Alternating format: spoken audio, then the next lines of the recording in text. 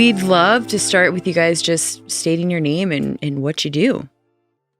Cool. Andrew Salzbrun, partner at the AGAR, and a handful of other small businesses and projects around Cincinnati, things like Danger Wheel and Blink and Nation Kitchen and Bar and other things like that. Yeah.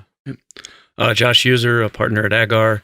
Also have the TRANSEPT over in Washington Park, Ghost Baby, and Over the Rhine, and then also a part of Blink and a lot of other experiences in town. Yeah. Very cool. So what's each of your Cincinnati origin story? Are you originally from here? Where did you go to school? Is the Sure. question that I'm always a comes hillbilly up. from Kentucky. Originally from Kentucky? Yeah. I'm originally from Indiana. I can't answer the where did you go to school, question. Yeah, so I grew up in Independence, about 20 minutes south. Okay. So local, but I always kind of just say I'm a hillbilly from Kentucky. Live on the Cincinnati side now. I crossed over. Yeah. Cross to the dark side. Yeah.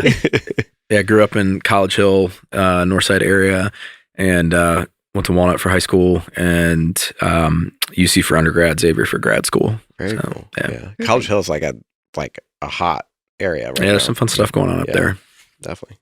Josh, we'll start with you. If you could talk to us about your experience with like nightlife and live events, because I know AGAR really is more about like the experiential events, that would be great to Absolutely. Yeah. I started throwing parties in college, and that led me to renting out venues and nightclubs and back in the old Main Street. Worked for Jeff Ruby over at the waterfront for many years before we opened our first nightclub when I was 23 and on Main Street, which was Club Claw at the time. So I've always kind of been in the nightlife, hospitality, bar industry, even dating back from when I was a kid. I worked in a family friend restaurant. So always just kind of been around the hospitality, bar, service industry, and it's kind of really rooted in what we do every day. I mean, we both own bars, and we bring that to life through AGAR. It's the interacting with consumers on a day-to-day basis. So we love it.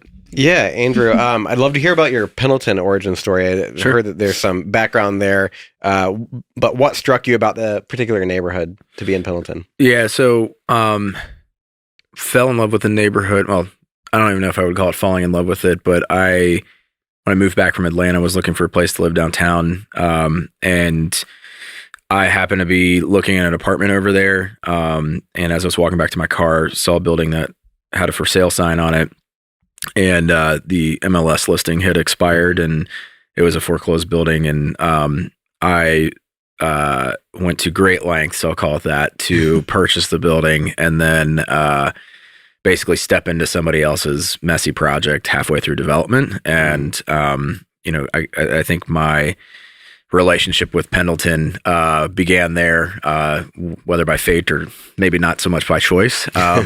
But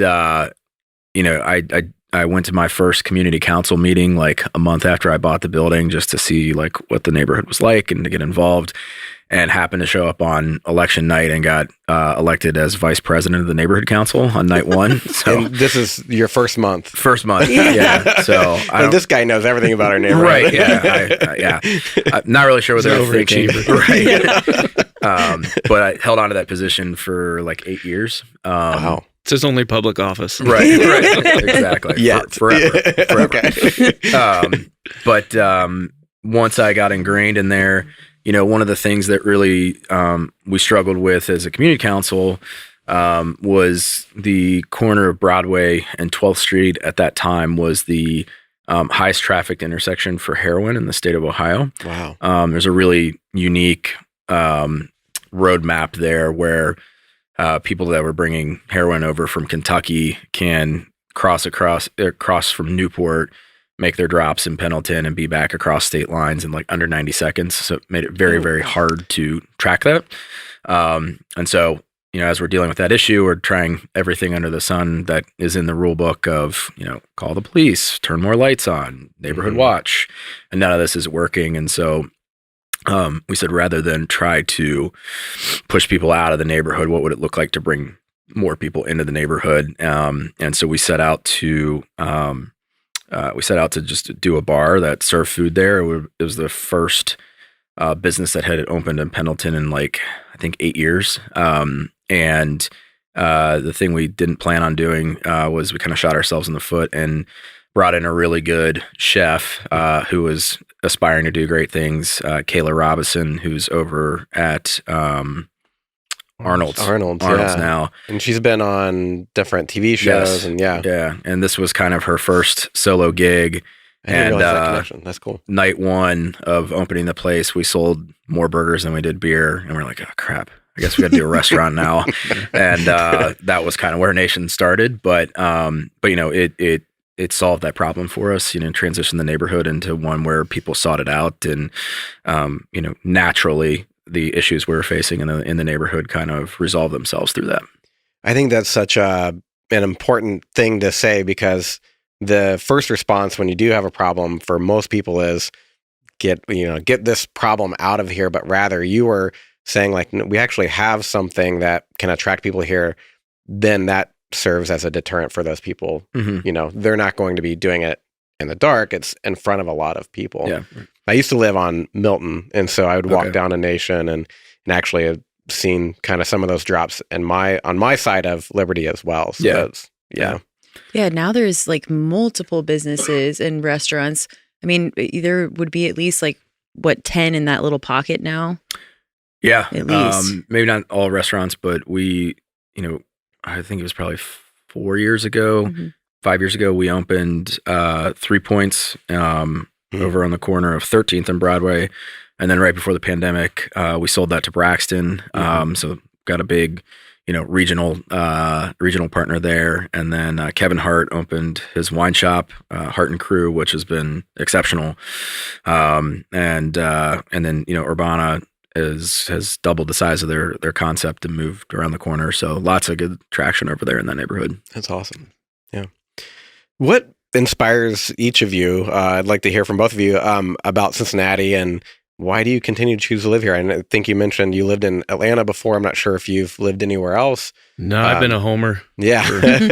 So why choose to continue to stay here? You've got all these other options out there. I mean, I just think it's, you know, I've seen a lot of people come and go. You know, they leave and then they come back, you know, 8 years later, and feel they're a little, maybe, you know, maybe they're behind or they, you know, or they just want to come back because they missed it. And I just think that I was, as I said, I came over from the Northern Kentucky side, and I was just always enamored by the city. And when I came downtown, it was much different than it is now in the early 2000s. You know, as I mentioned, we opened our first nightclub right after the riots. Mm-hmm. You know, this was a desolate city.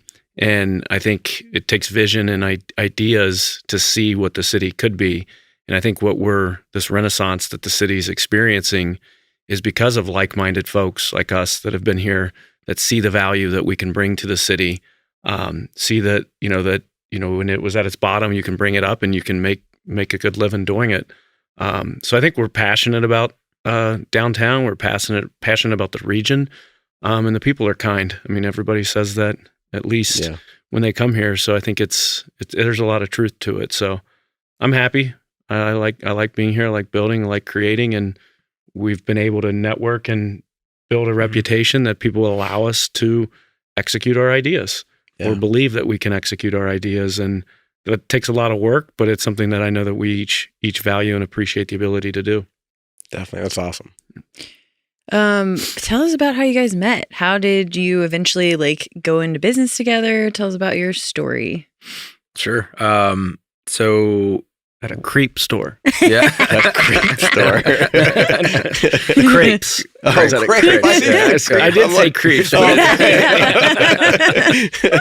Yeah, I think when I was in college, I was not interning. What's the other word for co-op? That? Co-oping. Yeah. For a friend of ours, mutual friend of ours, Chad Reynolds, had a company called Hyperquake, and I met Chad, and Chad was really good friends with Josh.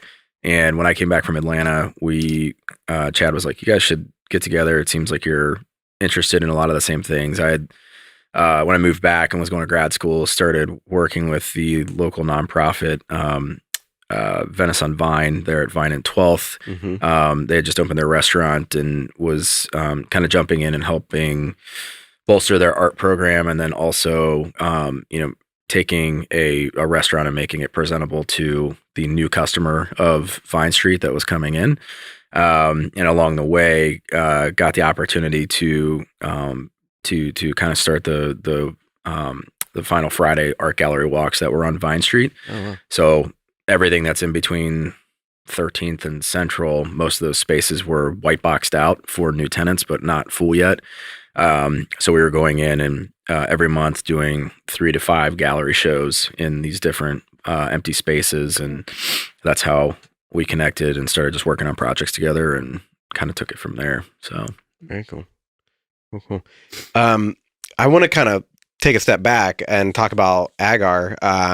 So obviously we've talked about your bars and businesses, but AGAR is more of, is it a marketing company, or like, I don't know, give us some background on that. Yeah, we're an experiential marketing company. AGAR by definition is the red substance in a petri dish. When agitated grows culture. So we look at it as AGAR is the base for us, right? Like, and our businesses can kind of build off of that, but everything comes back to AGAR, the foundation.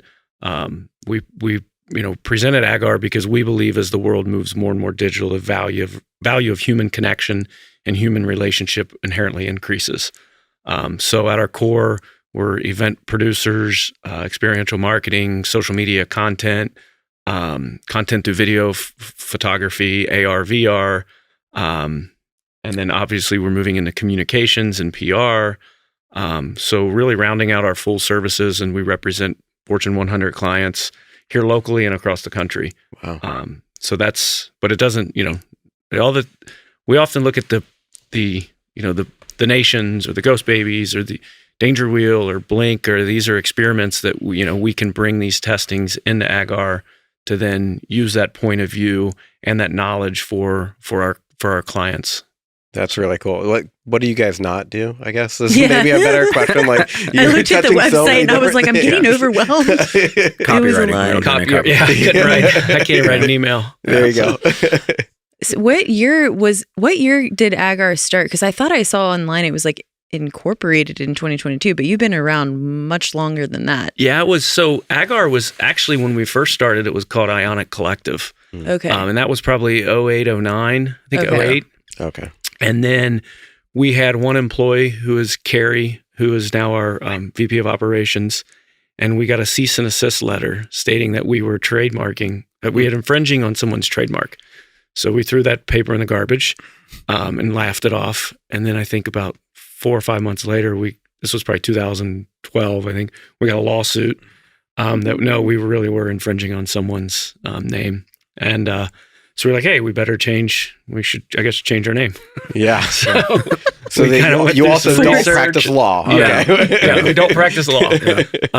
And we don't read very well. But no, I'm just kidding. But we did, so we made that change, I think, in early 2014 over to AGAR. So it's been, it was Ionic Collective for 4 or 5 years, and then AGAR for the last 9. Yeah. How many people are employed at AGAR now?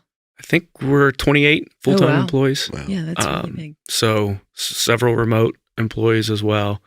And it's been a great year for us. 2022 has been amazing. I think that's got a lot to do with coming out of COVID, and we got some horror stories about that experience. When you're in the world of bringing people together, and the world says separate, for a lot of our companies, it's not easy, but it's been a strong bounce back, and our team's resilient and very talented big group of people. Yeah. How did you guys cope with that? With COVID kind of.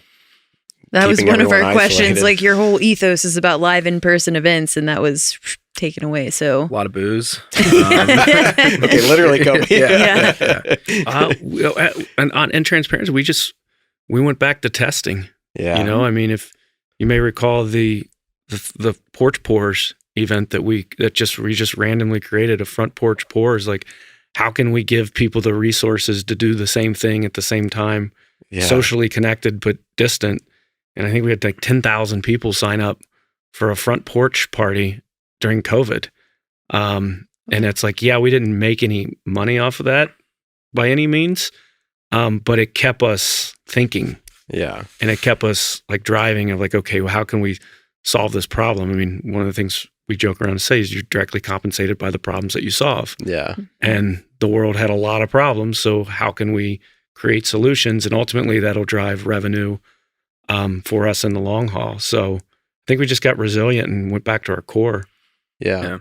I think the other part too is we've gotten better about this, but for the first 10 years of the company existing, like we maybe said no to projects like twice. We got pretty good at a lot of things. And we've, started to refine that over time and, laser focus in on our sweet spots, but, it bred a culture within the organization of being, incredibly willing to learn and to prop up and, minimum viable products and be really scrappy. So while we were trying to figure out, hey, how do we keep the lights on and keep our team together and motivated and, run after some things, a lot of our clients were doing the same thing. Yeah. And they were calling us and saying like, hey, do you have any ideas? Well, what do we do? Or, hey, we thought about trying something like this. Can you help us? And we're like, sure. I mean, we're doing everything on a sprint given how fast everything shifted. We're willing to help you try. And so that was a lot of fun too, getting to work on some new ideas with our clients and kind of learn together at the same time. Definitely.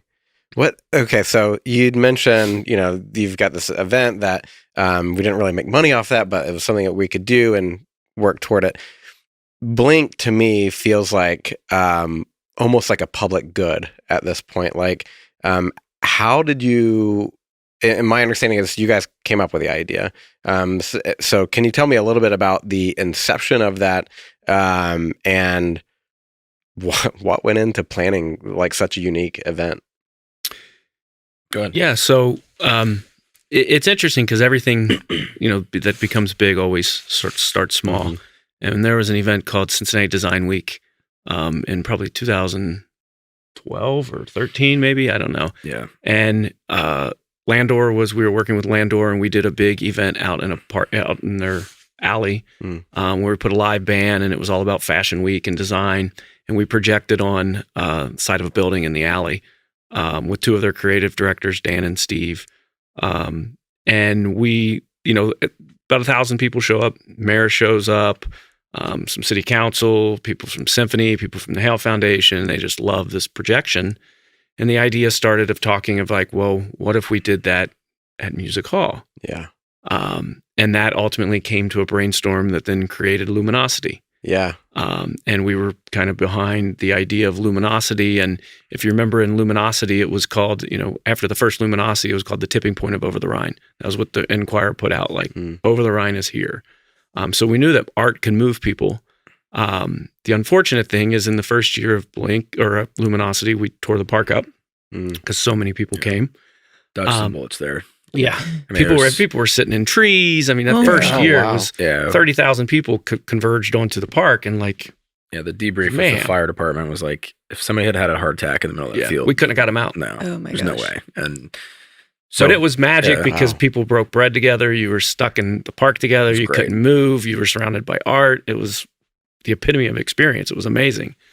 But then year two, when code and police and fire and control sets in, they started putting fences up on it, and you had to have it was a lottery to win a ticket. And we were already talking like, man, with Steve and Dan, who are now with Brave Berlin, like, man, what if we just tore these fences down and gave this to the people? This is what they want.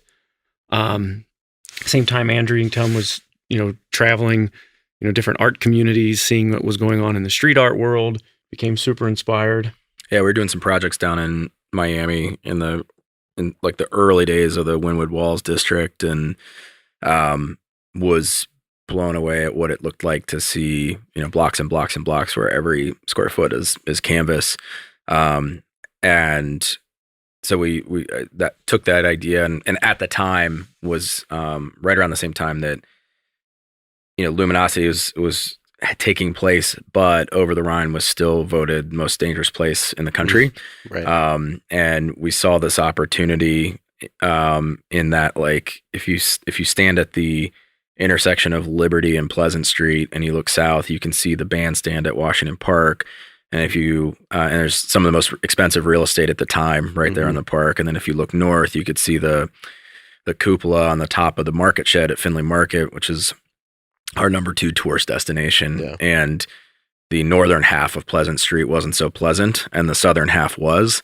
And so we said, like, what would an experiment look like to, take a page out of the Wynwood walls and drop in world-class public art in a hyper focused destination like Findlay Market, with the goal being, can we increase the average visit time by including reasons for people to not just go to the market shed. When we were starting to work on Blink, I think the average visit time was under 30 minutes. People would get out of their car in the designated parking lot. They'd go in and they'd buy their things. They'd get back in their car and they'd go to Mason. Yeah. And we said, well, what would it look like if we could encourage them to explore one more block? What would that do to, having just more eyeballs and foot traffic in the neighborhood? But also, what would that look like if they saw an abandoned building and imagined what it would be like to live there or open a business? And so anyway, long story short, that was kind of our inspiration. And I met with Tim Melody from the Hale Foundation one morning, and I said, hey, I think we should do a mural festival around the market here, and focus only on international artists instead of just our local artists. We have a great mural program with Artworks, and there's tons of opportunities for local artists to show. What if we brought the outside in and inspired people? And he said, well, that's really funny. I just had breakfast with the guys from Brave Berlin, and they thought about the idea of doing a projection mapping festival.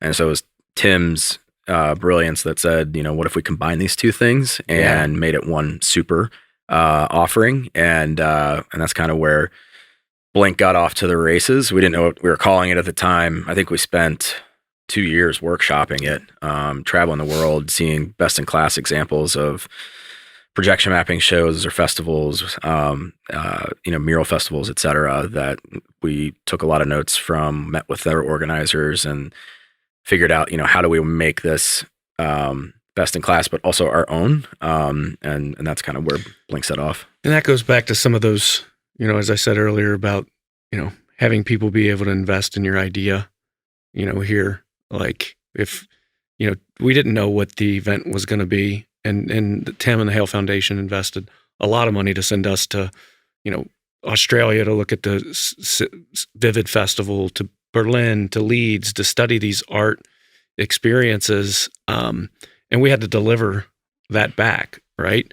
So I think that's the thing that goes unnoticed is like we did travel the world, we did take notes, we made it uniquely Cincinnati. Yeah. But without someone like Tim that doesn't show up in the budget for Blink. That's an investment in the community that he made, and a bet on us that we're going to create something, as we believe we did. But not a lot of people. You're not going to find that a lot in many places that people will fund you to think and develop your idea further. Yeah, which is magic. Someone else might have thought that they were just sending you on a nice little world tour. And I'm sure people thought that. Yeah. I'm sure people thought that, and people didn't understand that. And, well, what do you guys do? Yeah, well, we delivered, and that's part of the deal. If someone funds or gives you that opportunity, you've got to deliver. Yeah. And I think just that process and that timeline, that long, slow build to do something huge is so countercultural to where we are today. Mm-hmm. Instagram tells you can be whatever you want tomorrow when you wake up.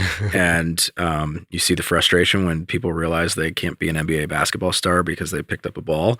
And we have this, this main vein of instant gratification right now that we're telling people online that you can change the world tomorrow, and maybe, but odds are it's going to take a lot of hard work and a lot of time and investment to be able to do things that really move the needle in a big way. Yeah, definitely.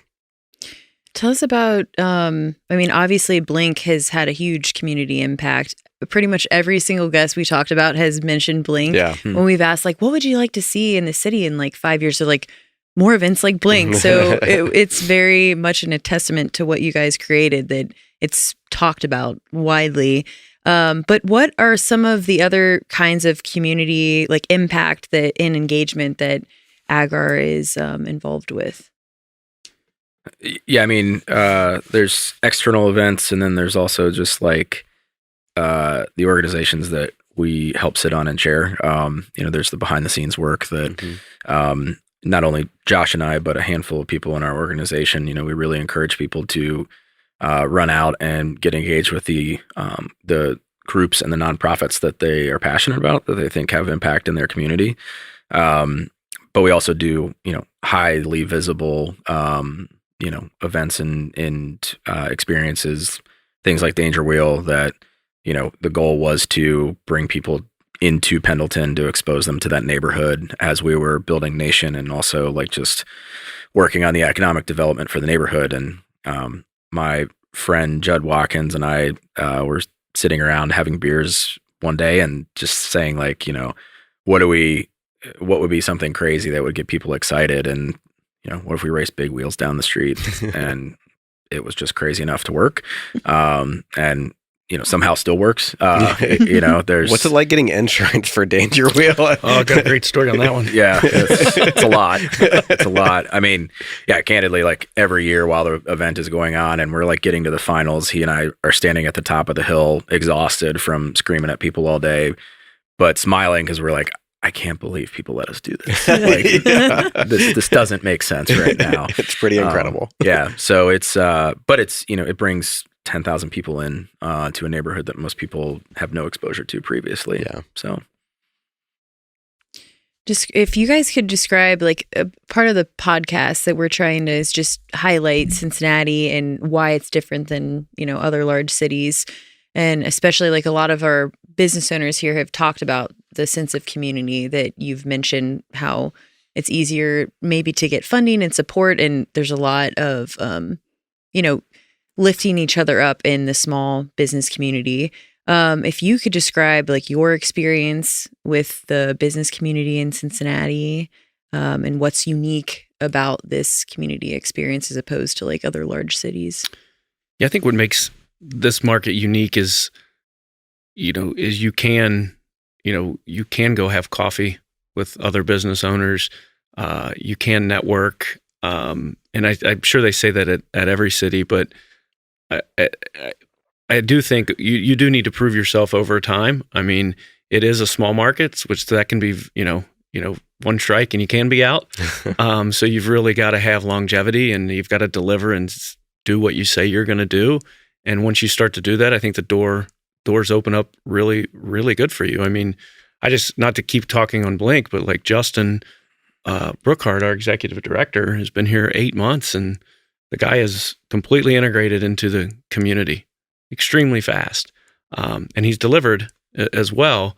But I bet he would tell you a similar story that like, people are very welcoming here. They want to see you do well. But you also have to back it. We often say at AGAR, you're only as good as your last party. Mm-hmm. No one remembers, 2 blinks ago. No one remembers 3 blinks ago. No one remembers 3 Danger Wheels ago, 5 bars ago. They remember what you did last. And the last moment that you had with them, or the last party that we threw, or the last concert that we threw, like that's what people remember us as. And that's what advice I'd give to people coming into this market is, they're going to remember the last party that you threw. Yeah. And that's about it. That's a good point. Yeah. What's your, obviously you guys are very much ingrained in OTR with different, OTR and Pendleton, I should say. Sometimes I group those in. Maybe I shouldn't. Yeah. I'm off the community council now. So yeah. Okay. My feelings aren't hurt. Yeah. No offense. Yeah. But what's your favorite neighborhood, or even a couple neighborhoods in the city? And I guess if you got some free time and you're in those neighborhoods, what are you doing there? It's a great question. I think the answer would be very different. 3 years ago, Josh and I both have had 2 kids in the last 3 years each. And I think our definition of like what neighborhood we like the most is how do we lessen the impact of bringing 2 kids with us the most. So I can relate to that. Yeah. What place has ice cream and what place has macaroni and cheese, or kind of like the bar at this point. But we my family, we moved up to Clifton, and so we've been spending a lot of time in Clifton and Northside. Northside has like just some amazing, like unique small businesses over there that you can't get anywhere else in the city. And you just, every time you go into a store or a restaurant, you discover something new. And then we really like Clifton just because of the really diverse makeup of that community for multiple reasons. I mean, the fact that you've got a international, huge campus of students that are butted up right next to you, mixed with a very internationally diverse neighborhood of just like, I feel like once a month I meet a neighbor that lives a block away from me, and it's just stunning what lives in that neighborhood, and like, you know, the people that make it have a personality. So I mean, we stick close to home right now with 2 kids, but we're falling in love with those communities pretty regularly. Yeah, definitely. Yeah, and their house, like I don't know if I've mentioned this, but your wife is like an incredible interior designer, and they have an amazing Instagram called, it's the Salt House, right? Yeah. And okay. So I've seen that. I just didn't know it was connected. Yeah, and that it keeps highlights coming the up in this renovations, and Yeah. what she did in the baby room was so cool. They have like an installation over the crib. Very cool. I'm just like, those are. It looks like Architectural Digest. Yeah, it's that's very, her hobby too. It's that's very not her day cool. job. So I know. She crushes it. Yeah. I know. She is. I forget what. Was she in pharmaceutical, or was she? She's a CIO over the military business at GE Aviation. Okay, So, way different. she's a hitter. Yeah. Very That's cool. so cool. What about your favorite neighborhood? So we moved to North Avondale, which is awesome. Historic Gaslight District, super diverse, young. You know, the houses are turning over. It's young families moving in. So we like it mainly because when we moved out of Over the Rhine, when I knew our first was on the way, we just had, my wife Maria and I made a pact, like, we just don't want to have to get on the highway to get downtown. We'll look anywhere as long as we don't have to get on the highway to get downtown. And we ended up on North Avondale. So not a lot of social going on in other than the neighborhood. There's not a lot of shops or stores or businesses in the community, but love the neighborhood and the neighbors. I spend a lot of time, speaking of when you said ice cream and restaurants, and Marymount is great little just area to go to. So I find myself over that way often.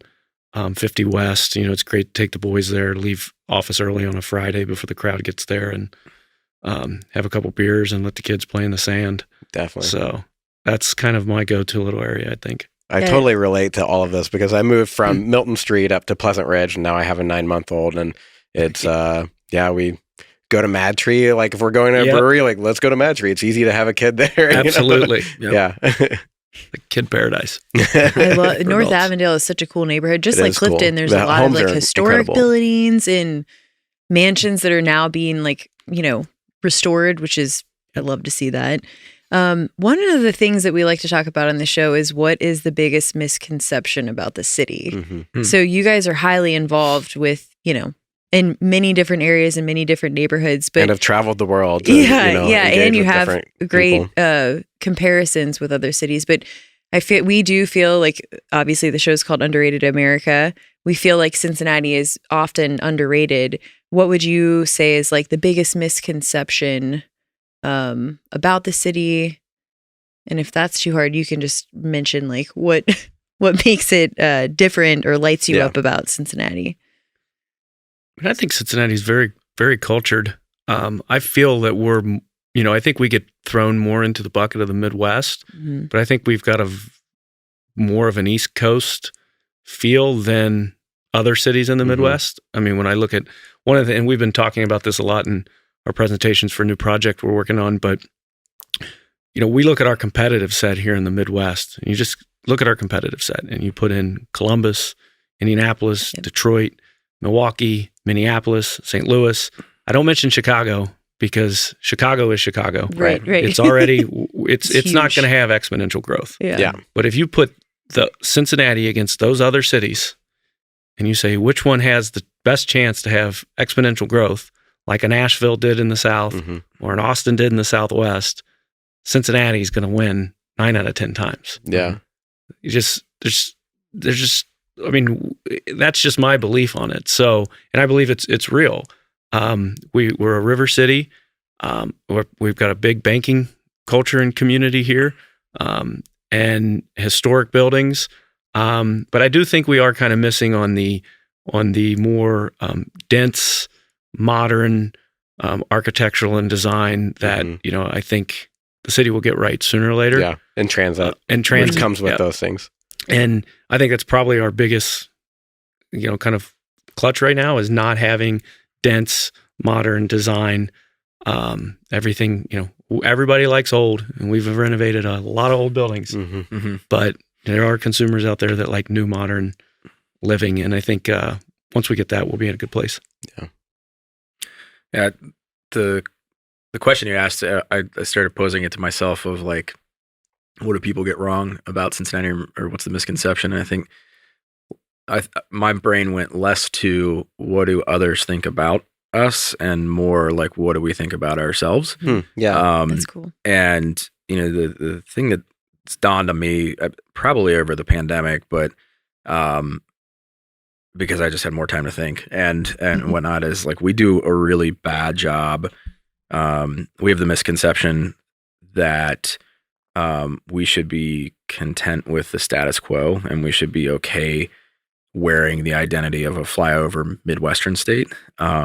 We have it beaten into us with things like historically poor performing sports teams. Like we should be just really glad we have a sports team, but like we don't know how to win, and it's nice when those things happen, and all our lives don't resolve around sports teams, but there's this misconception that the way things look today is fine and we should be okay with that, versus wanting more or wanting to win or understanding how to push for something that's different.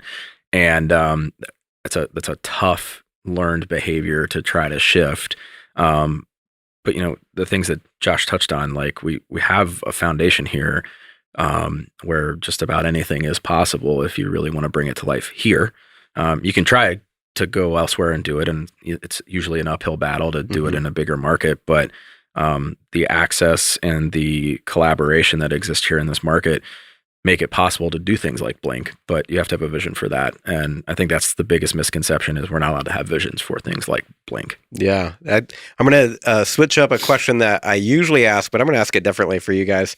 Because you're, out of all of our guests, I think you're the most forward-looking and innovative. And we've got plenty of people that are fitting that bill as well. But let's say, the mayor comes to you and he or whoever future mayor says, help us plan Cincinnati of the future. What are you making the 5 to 10 year priorities, and how are you going to tackle that? That's a good question. I'll have to text AFTAB later and see what he thinks the right Grab answer a coffee is. with him. Right? You can let him know we still have one interview spot that we're trying to schedule, and we have reached out, but he's pretty busy. Nice. Yeah. I mean, there are like very basic infrastructure components that like need to happen for growth to continue. You've got to get public transit right in a way that is aggressive and not just hey, we'll check the box when we can. When Cincinnati was the Paris of the Midwest, we had streetcars everywhere. And that was a key factor to being able to be a dense urban environment and people to have access to affordable living and jobs that they could pay for their rent and their homes for. I think we've assimilated to the fact that we have a streetcar now and people understand how it works. We got to take that next step and push either getting better bus lines to it or expanding the tracks. And making sure that people can move about regularly. Some of the things are in the works too, like, the expansion of the convention center. Yes, that's just a big building, but what people don't realize is that is a seismic shift to the opportunity for the outside to come in. For us to jump up a class in terms of what conventions and shows we can have here in the market Mhm. is enormous. And that drives hotel business, that drives tourism, all those things. And it puts our story of our city out into a much broader scale.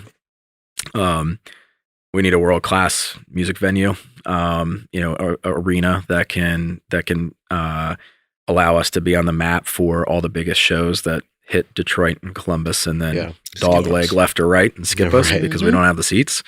Those are the three that I know of off the top of my head, but those seem like must-haves from an infrastructure No one's brought standpoint. up the music venue. Yeah, Which no, I is think because a I think huge point. it The goes arena, back to the arena conversations heating Yeah. up. So, yeah. Like we have Megacorp Pavilion, which is, I mean, it's awesome. They're That's why I starting to think there's a expand, lot but of it's people- not like, the It's at big. the Yum Center, Yeah, Right. Yeah. exactly. which is going to pull the 18,000, Right. 20,000 seats indoors.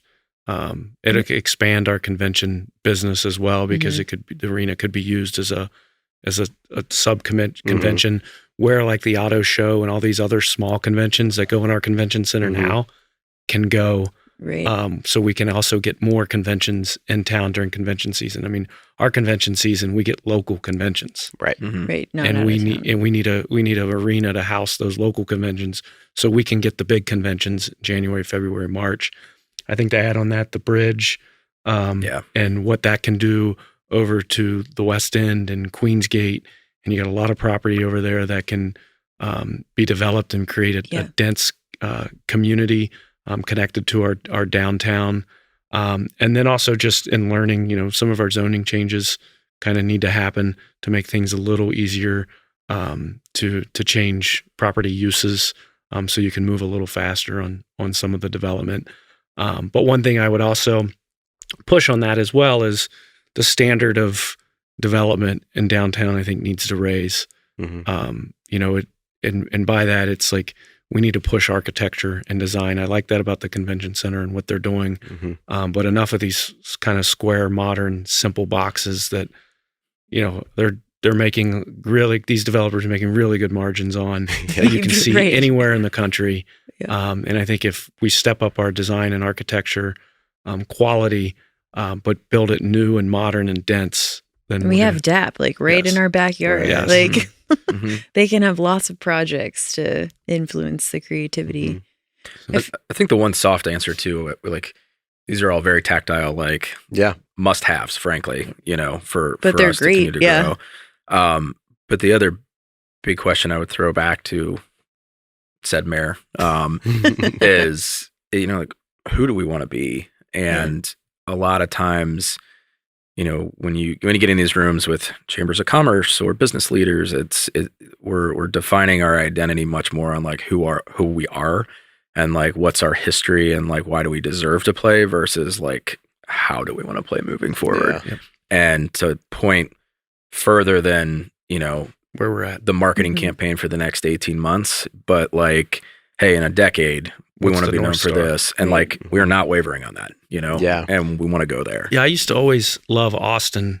When we've been going to Austin for probably close to 20 years now, and one of the things that I always loved about Austin when I got out of the car is, the cab driver or the person at the hotel or the person be like, "Oh, I heard, there's 16 new people move here a day," and it was a different number every single person that you talk to, but like everyone was talking growth. Yeah. Like it doesn't matter. And it's like, can we get just everybody pointed in the same direction towards one North Star? And I think that's what the magic of Blink was, in the future city. Like in the manifesto, you read that, like it is the mantra for the city. And it is the North Star. How do we behave like a future city? And we've never in the history of being in Cincinnati, no one's ever talked about us being a future city. Right. Yeah. We're steamboats and Old street cars. and first baseball team. Like Yeah. like we don't want to be the first anymore.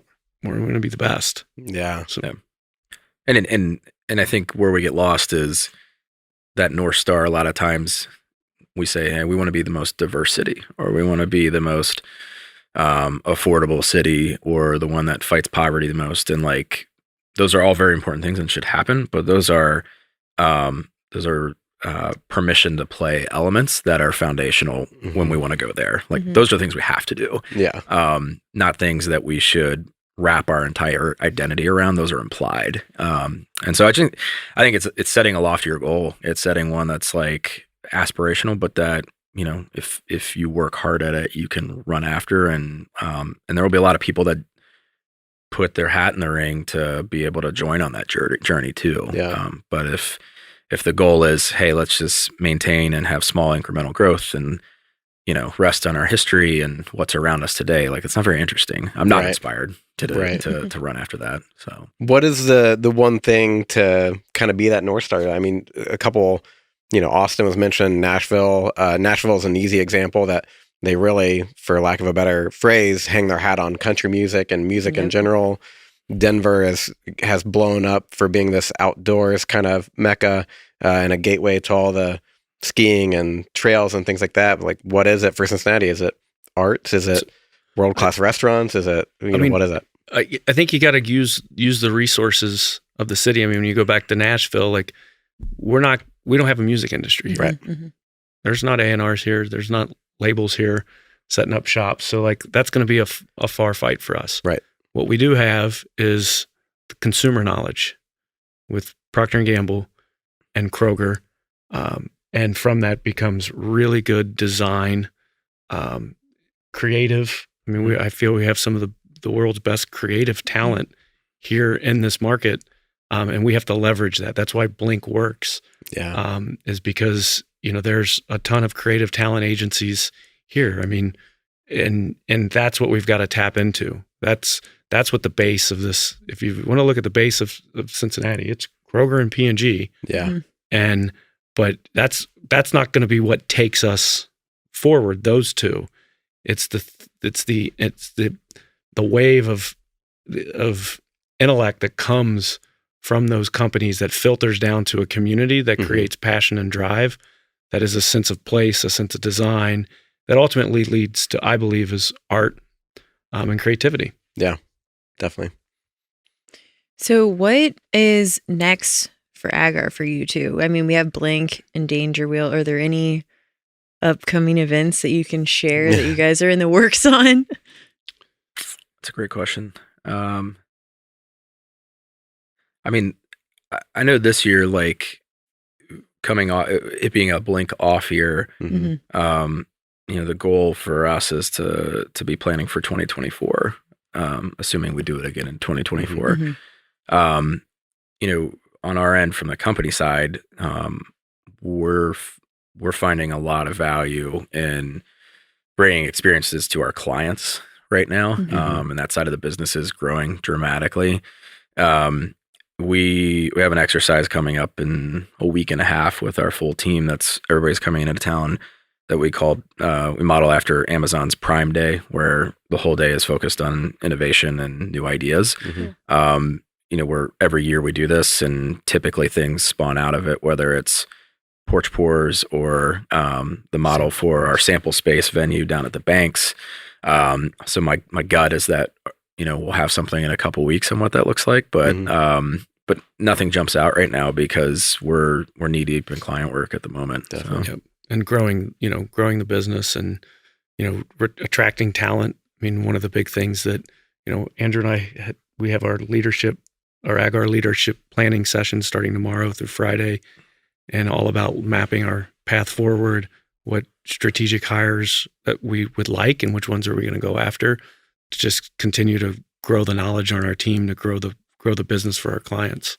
Are new employees, are they able to work remote, or are they, you know, here in Cincinnati? Or we have I think 4 or 5 remote employees, one in Chicago, New York, Florida. Yeah. Our office, it's kind of you know, we don't really have, if you want to work from home and you're more successful working at home, work from home. Right. A lot of people come into the office. It is a human experience. We believe our work is kind of human. ingrained in what you do. So we just kind of have a rule is that we don't want half and half. If you're going to work from home, you're working from home.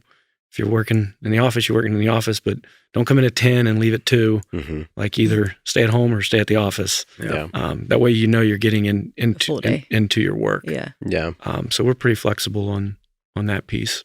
Do you guys hire so I have a marketing degree and a finance degree, and I found that once I was in finance, I kind of got pigeonholed in that, and sometimes it's hard to get into like ad agency. Do you guys attract like the younger talent, like new graduates, or so you can across kind the of board? Yeah. So we've really built out our senior leadership team over the last 2 years, but we're constantly as the work comes in, we're also constantly hiring. We just hired 2 students that just came on full time with us that just started in the last couple of weeks. So it's really based on, we fill at the top and then hire in the entry as well. So it's everything from account services to creative to production. But yeah. The successful people across the board in our organization, like, I think the big determining factor that is, regardless of what your role is, like, especially in the summer, you got to be willing to move boxes. Like when we do live events, it is normally hot and it is physical labor, and that comes with it. And we found that the people that succeed in our organization are the ones that are willing to get their hands dirty, versus, hey, I'm just the relationship person that, sends the emails back and forth and somebody else is doing the labor. What's super fun about the organization is that, no 2 days are the same. And if you thrive in those environments, like, it's a great spot for you. So. Yeah, definitely. You'd mentioned you're kind of in this, focusing on your client's mindset, you're in kind of growth mode and planning, leadership planning. Who is the, I guess, ideal client for you? And like, what's the range? I'm sure it is a range from the way you guys have talked about so many diverse experiences. But who are those clients out there that may not know that they're a good fit for you? Obviously, we deal with a lot of Fortune 100 companies, and managing some of their sponsorship activation and creating experiences for their target consumer. But one of the things we've really seen, especially coming out of COVID and over the last 2-3 years, is we're really starting to create a lot of experiences for companies for employee engagement and retention and attraction. So a lot of HR departments, where usually we were getting, probably 60% of our revenue comes from marketing budgets, so your Procter & Gamble's, your Kroger's, Toyota, things like that. But we're starting to see a lot of come over because of the work remote. When the employees do get together, they got to create an experience. So there's a connection. So there's a reason they stay connected to a company. They don't want turnover. And we're seeing our services really, really play out well in HR and community. And when I say community, another division we really see is placemaking and programming. So working with large developers that are building, communities, but you have to activate those communities. You can't just, put a stage in a park and call it a community. Like, you actually have to program it. You have to put public art. You have to create a sense of community. And we're seeing a lot of that as a whole nother growth sector that we're going to be really focusing on as well, as just creating community. Yeah, we're pretty uniquely suited in that regard. Of, you look at a major development project, and like, when we can be helpful in helping round out your tenant mix of what bars and restaurants are a good makeup here for you. We can help on the brand development side, and like, what's the story that you want to tell about, and reason to believe for people to move there. We can curate all your public art. We can help you lay out the community spaces, and then also give reasons for people to show up to them at the same time. And so we're finding a lot of value in those areas, but also a lot of joy, because it touches like most of the talents under the roof, and everybody gets to play on projects together. It's awesome. Do you guys do your own market research for products like that? Because you're a question. Wow, because you have so many different projects in different areas, and Cincinnati is also a huge, market research city, but like, with 28 people, that sounds like a ton of work. Well, it's a lot of benchmarking, market research or benchmarking. When determining what's out there. What's core though to all of those, whether it's the HR department, the marketing department, or a master development community, is like at the core of it is a human. Right. And is like what actually is going to motivate them and move them to purchase, move them to stay engaged in their company, or move into a community.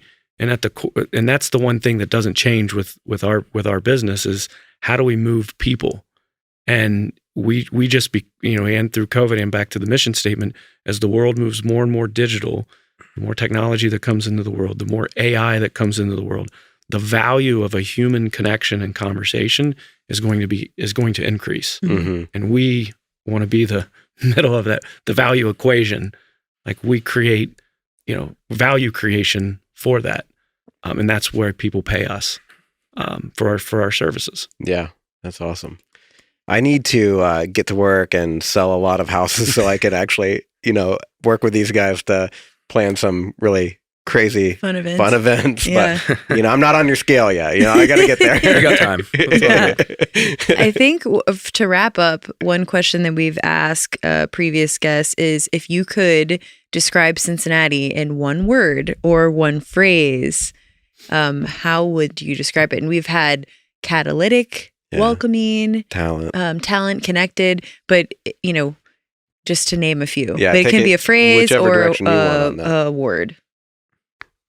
So it's kind of cheesy. We like cheesy. I mean, the Bengals messaging has been on point lately. Yeah. But that's a little. Probably want to edit that out because that's going to be late because we're going to be in spring. So I won't go that way. So you edit that one because we'll be in spring, so we won't say that one. But I like this. They got to come see us. You got to come see us. But yeah, I would hope that the way to describe it is that we're looking up.